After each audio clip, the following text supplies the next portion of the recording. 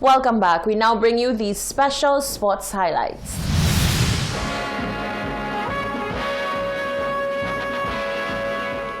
No previous international, no other cup final, indeed nothing Wembley ever staged, matched the glamour of this event, the final of the World Cup. The cream of the world's players battle for the honour of playing on this arena on this afternoon. Waiting in the tunnel were England on the right and West Germany.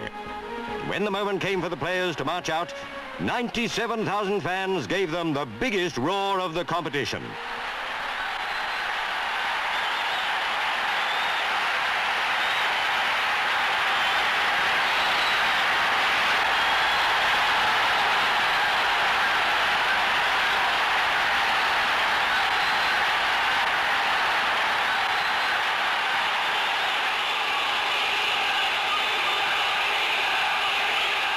Bobby Moore and Uwe Seeler were out in the middle exchanging international compliments and meeting the referee, Dienst of Switzerland.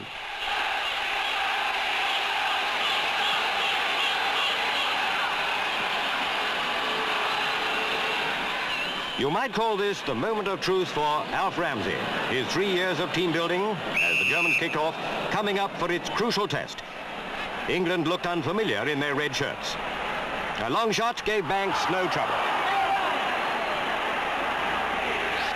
And what a test for the 22 star players, 90 minutes away from the game's highest glory or defeat.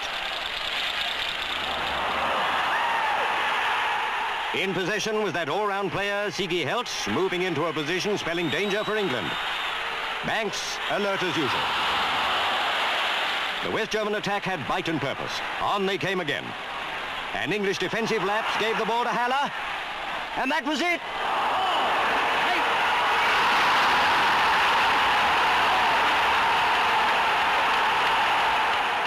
One down after 12 minutes spurred the English attack.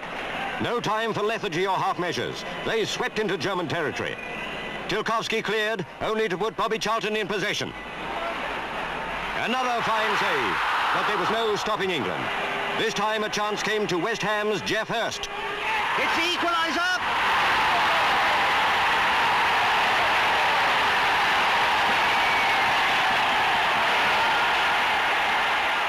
Splendidly matched, these teams. German top scorer Emmerich had a chance. Fortunately, Gordon Banks anticipated his shot.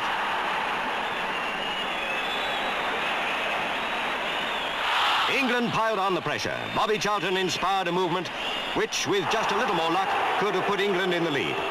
A big sigh of relief for West Germany when the ball was clear. Play was faithfully reflected by the score, 1-1 at half-time. A brief let-up in the tension came as welcome relief for both English and German supporters.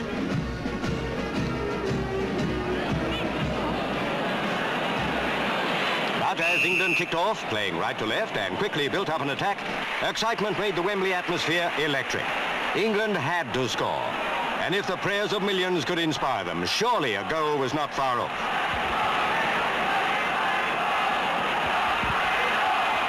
The West German defence was like a stone wall. Again, England launched an offensive. And again, the German blockade could not be penetrated. Play swung to the other end. West Germany threatened the English goal, but Banks, playing brilliantly, was in position to deal with it.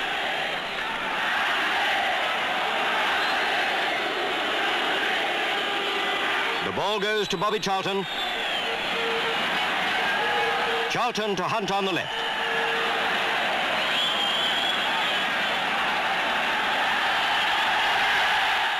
Despite strong German threats, the English defence could not be rattled.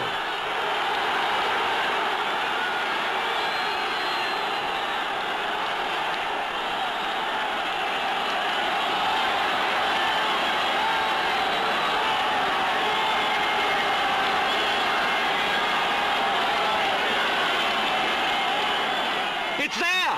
Peters has scored!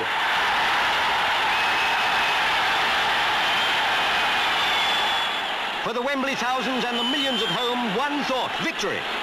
England, spurred by their 2-1 lead, played like a team inspired to clinch a win.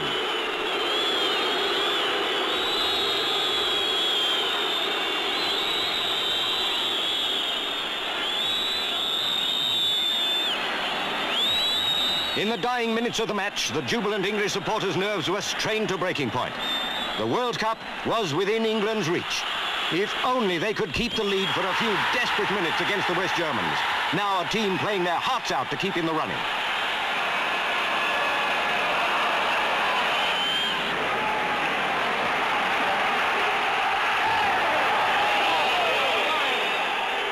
Germany would not let up.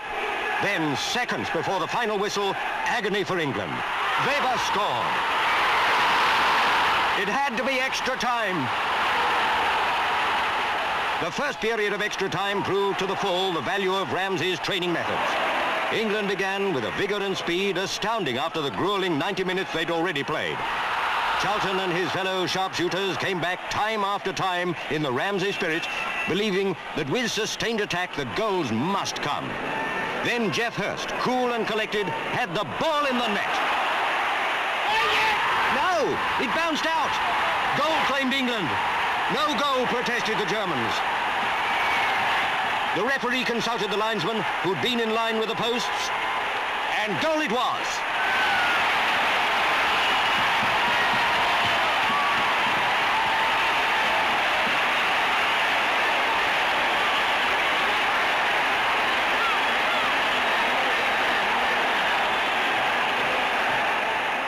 England led again, 3-2 now, and in spite of a German attack early in the final period of extra time, Bobby Moore's men had thrown off all signs of tiredness.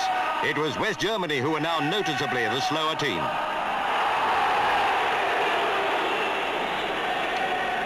When there was only a minute to go, England still had no thought of being content with that one-goal lead.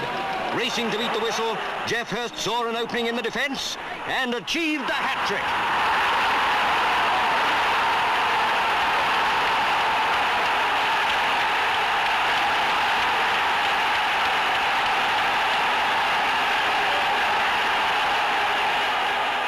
Jimmy Greaves, out of the side through injury, set the example to the other reserves by congratulating the victorious players.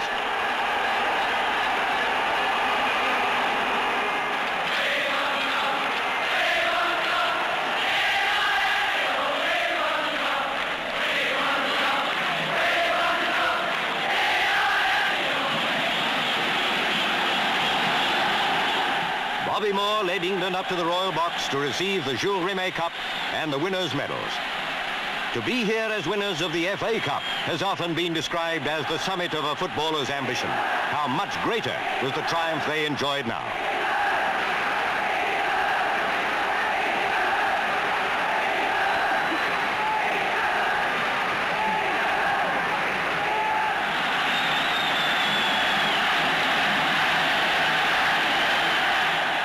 Three years ago, Alf Ramsey set out on the hard road that led to the World Cup.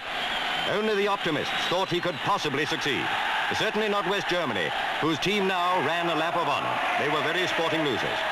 But it was England that the whole world of sport was now cheering.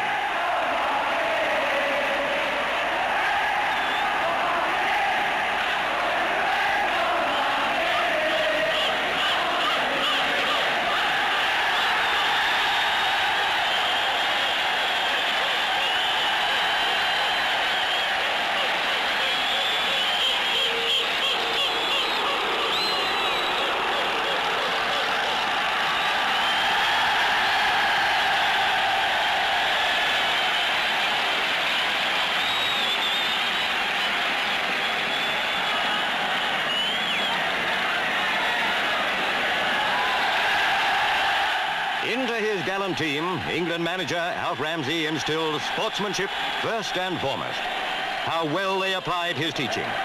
May we, in 1970, be represented by a team of sportsmen as good as these winners of the World Cup.